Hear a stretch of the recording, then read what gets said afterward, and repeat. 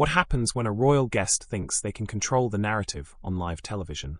Well, you're about to find out, because today we're diving into one of the most explosive moments in daytime TV history. Prince Harry walked onto the Loose Women set expecting a soft interview, but what he got instead was Denise Welch at her most uncompromising. Before we get into this absolute car crash of an interview, make sure you hit that subscribe button, and let me know in the comments what you think about celebrities who can't handle tough questions. The atmosphere in the ITV studios was already tense before the cameras even started rolling. Prince Harry had arrived with his usual entourage, expecting the kind of differential treatment he'd grown accustomed to from the British media. But this was Loose Women, and Denise Welch wasn't about to roll out the red carpet for anyone, royal or not. As the show's opening credits rolled, you could see Harry adjusting his tie nervously, clearly unprepared for what was about to unfold. The other panelists, Christine Lampard, Nadia Sola, and Kay Adams, exchanged glances that suggested they knew Denise was in one of her moods. And when Denise Welch is in a mood, absolutely nobody is safe. Right then, Harry, Denise began. We're joined now by Prince Harry, who's here to talk about his latest ventures. Harry, thanks for coming on the show. Harry smiled that practiced royal smile, the one he'd been perfecting since childhood. Thank you for having me, Denise. It's great to be here. But Denise wasn't buying the charm offensive. She leaned forward slightly, her eyes narrowing in that way that regular viewers knew meant trouble. Is it though? Because from what I've been reading, you've got quite a lot to say about the British media, haven't you? The smile faltered just a fraction. Well, I think it's important to have honest conversations about media responsibility and how stories are covered. Honest conversations, Denise repeated, her voice dripping with skepticism. Right. So, when you say the British press has been unfair to you, are you including shows like this one? Because we're British media, too, aren't we? Christine tried to interject with a gentler approach. What Denise is getting at, Harry, is that perhaps you could help us understand your perspective on media coverage. But Harry had already taken the bait. His jaw tightened visibly, and when he spoke, there was an edge to his voice that hadn't been there moments before.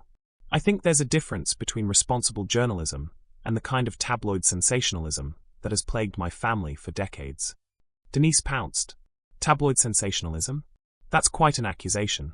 Are you saying that any coverage that doesn't paint you in a glowing light is automatically sensationalism?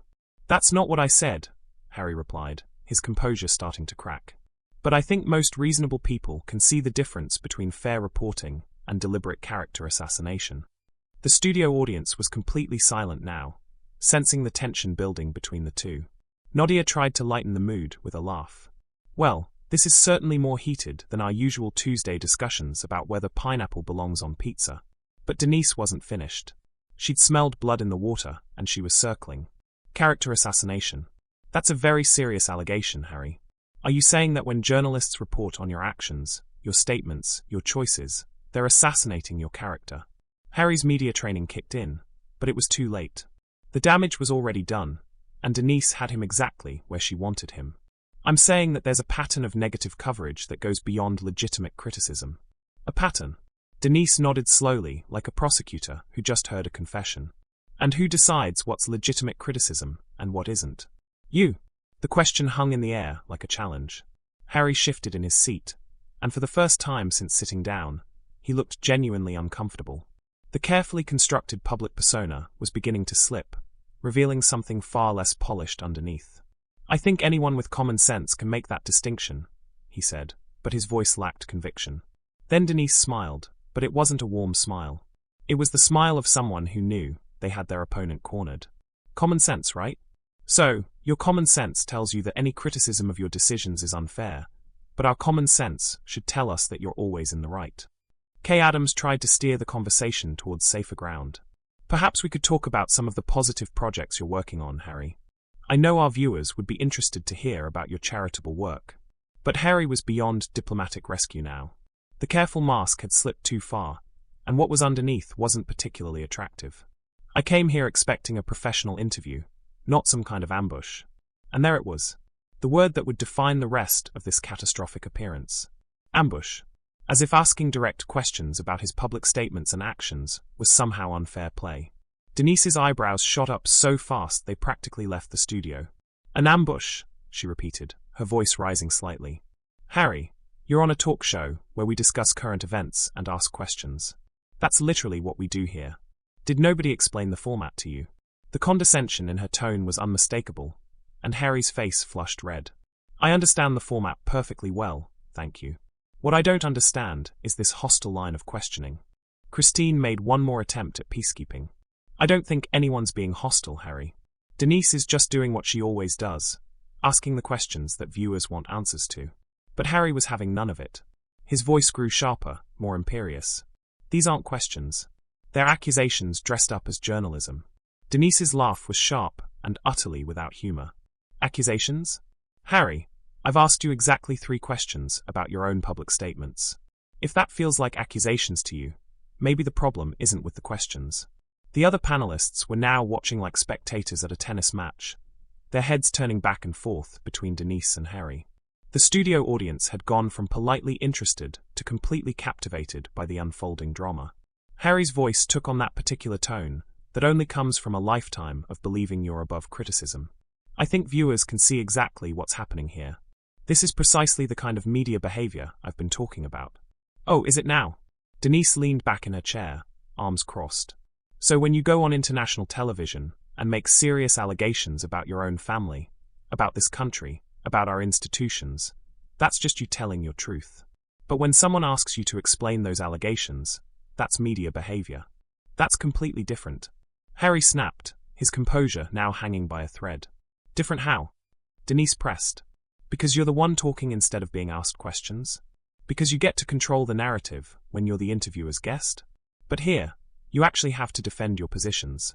Nadia tried once more to diffuse the situation. Perhaps we're getting a bit off track here. Harry, why don't you tell us about some of the positive changes you're hoping to make? But Harry was beyond salvage now. His face was flushed, his jaw set in that stubborn line that viewers had seen before in other uncomfortable interviews. I don't think I should have to defend speaking my truth to people who have already made up their minds. The phrase "speaking my truth" hung in the air like a red flag to a bull, and Denise practically pounced on it. Your truth? That's interesting phrasing, Harry. What about just the truth?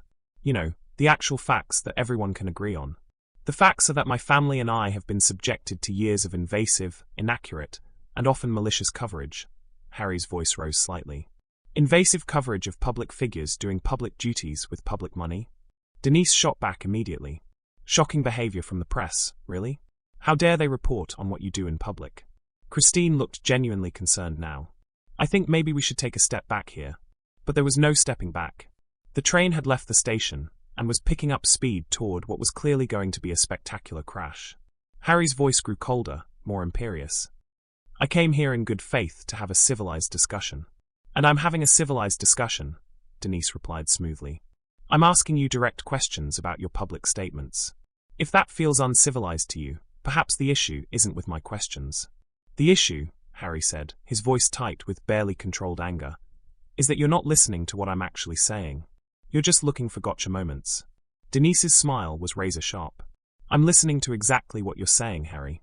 You're saying that when you speak publicly, it should be accepted without question. But when others speak publicly about you, that's unfair treatment. Do I have that right?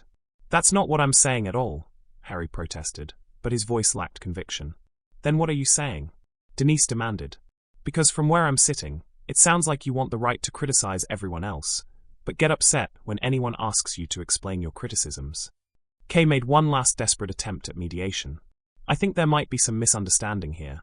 There's no misunderstanding, Harry said firmly. What there is a perfect example of exactly the kind of hostile media environment I've been describing. And there was the moment that would be replayed endlessly on social media.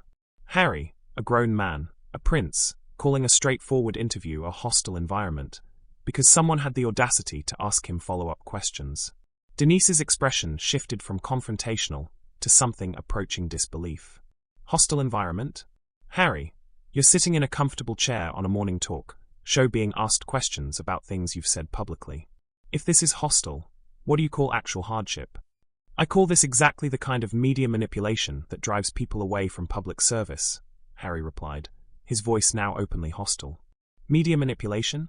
Denise repeated, her voice rising. I've asked you to explain your own words. That's manipulation.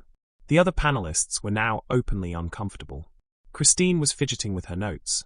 Nadia was staring at the desk, and Kay kept glancing toward the production booth, as if hoping someone would call for a commercial break. But there would be no rescue. Harry had crossed a line, and Denise wasn't about to let him retreat behind royal protocol. The show immediately cut to commercial, leaving millions of viewers to wonder what they had just witnessed. The internet, of course, exploded. Clips of the interview went viral within minutes, sparking a global debate about royal responsibility, media ethics, and the true meaning of accountability. Was Harry right to walk out? Was Denise out of line? One thing is for sure, loose women will never be the same. And the world just got a glimpse of a side of Prince Harry we rarely see. A man pushed to his absolute breaking point. What do you think about this shocking confrontation? Let me know in the comments below, and don't forget to like this video and subscribe for more exclusive content like this. If you were as shocked as we were by this interview, hit that like button and share this video with your friends. What do you think about the clash between the royal family and the media? Let us know in the comments below.